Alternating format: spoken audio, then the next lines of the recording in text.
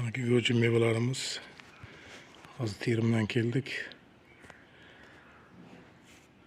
9-avgust. Mana barcha kasalliklarga to'g'ri keladi degan goji mevalarimiz shular. Mana ko'rinishdan juda bir chiroyli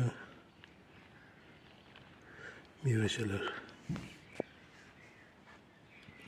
Buni huli juda ham bir shifobaxsh.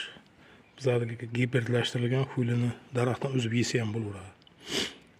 Ayrim gojilar daraxtdan uzib yemaydi, mazani qochiradi. Bizlarga farq qilmaydi, faqat 10 donadan ziyod yemaslik kerak. Tarkibi kuchli, shu uchun ham 10 donadan ko'payadigan bo'lsa, ko'ngilda aynitib bir behuzur qiladi odamni. Shu uchun ko'p yemaslik kerak. Mana pishib turgan mevasining ta'siri juda bir tezda. Masalan, boshingiz og'rib turgan bo'lsa ham 10 dona yeversangiz, boshda og'riq faqat to'xtaydi. Odamni bir tetiklashtiradi ham.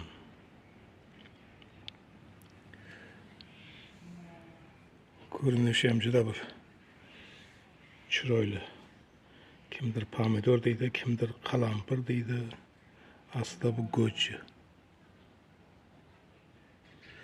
Pishgan pilla katta bo'ladi, quritilganda 4 barobar kichkinaradi-da.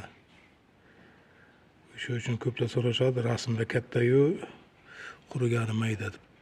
Chunki 4 kilodan 1 kilo qoladi quritilsa, o'sha uchun ham kichirayadi bular.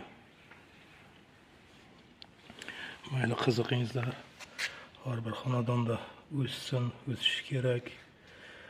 Odam sog'lom yashash uchun kerakli bo'lgan barcha mikroelementlar, vitaminlar, aminokislotalar hammasi gojida muhayyo.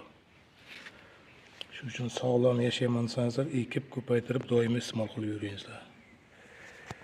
Mayli, e'tiborlaringiz uchun rahmat. Sog' bo'lingizlar.